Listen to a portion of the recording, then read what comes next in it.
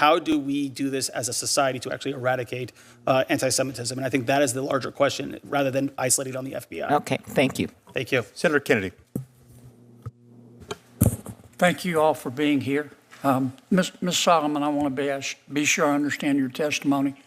Did I understand you to testify that anti-Semitism is worse under the Trump administration? Senator, thank you for your question. You don't have to thank me. Okay. Your best thanks is to answer. Okay. Well, I'll tell you that anti-Semitism has been rising, especially since the 2017 but has the Trump Charlottesville administration attack. caused that? Is that your testimony? I wouldn't say the Trump administration has caused anti-Semitism. Has there been an increase since Trump has entered office? Yes. Do you see a causal connection there? Yes. Why? Trump has highlighted and platformed neo-Nazis and white supremacists. Okay. Mr. I can't see that far. Racklin. Mr. Racklin, I understood you to say that in answer to Senator Durbin's question, the spending reductions, reducing the federal budget would increase anti-Semitism. Isn't that what you said? No, I did not. I said that the constant threats to cut money to the Office for Civil Rights and the Department of Education prevents the federal government from adequately investigating anti-Semitism and other hate crimes on college campuses. So you think one way to stop anti-Semitism is to give people more money? Is that right? I think one of the ways is to actually fund people that are actually designed to investigate anti-Semitism on college campuses. What's there to investigate? We see it. We saw it. Did you watch television? Did you see what happened at Columbia? Absolutely. Yeah.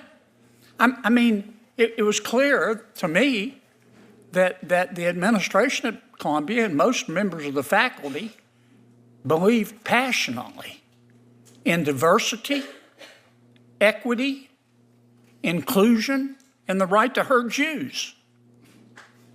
That's what I saw. Isn't that what you saw? I saw. Isn't that what you saw?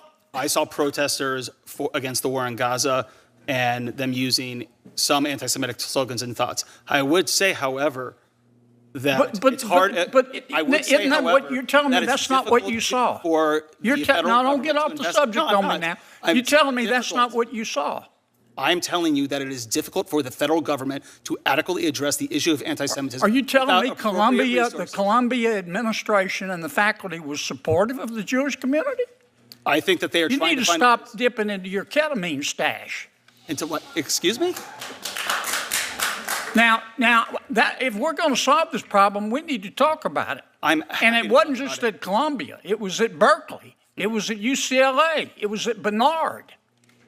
And Columbia has a history of discriminating against the Jewish people. They used to refuse to let Jewish students come to their university.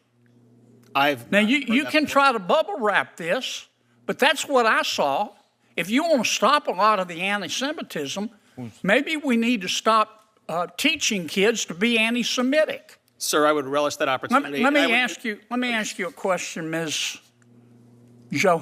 Kohab. Did I say that right? Kohab. Do you think it's possible to feel compassion for the Palestinian people without hating Jews? Absolutely. Would you elaborate on that? Because it looks to me like many of our Ivy League universities, they weren't the only ones. Some universities handled it well. Vanderbilt, University of Chicago, Tulane. But it looks like the administration was teaching kids you got to pick a side. Mm-hmm. You either have to hate Jews or you have to be for Hamas. You can't be. There's no middle ground. Tell me what you saw. You've written a book about it. Maybe Mr. Rocklin ought to read it.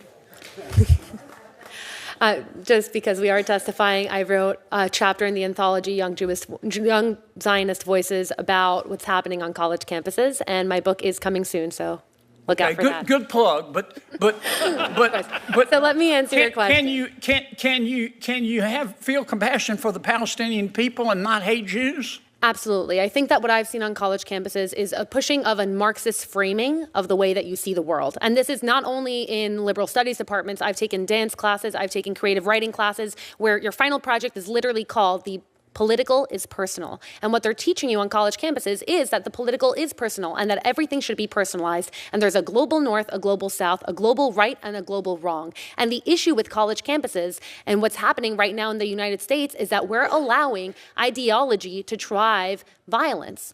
A society that says that you can commit violent acts based on your ideology because your ideology is correct is a society that's eroding. And that's what I see on college campuses. Now, you asked if I could feel Palestinian peoplehood, right? If I could feel compassion for the Palestinian people.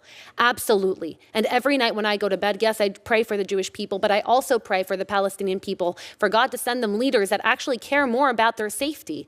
Leaders that put their people's safety in order to propel an ideology at risk aren't leaders.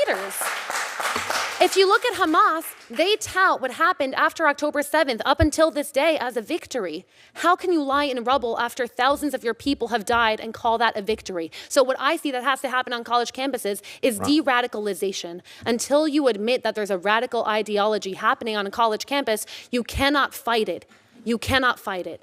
Senator Arano, hey, I know there's a lot of strong feelings in here. We all have them, but each member only has 5 minutes, and it just takes time away from their 5 minutes if you really want to get all these facts out. Ms. Arano.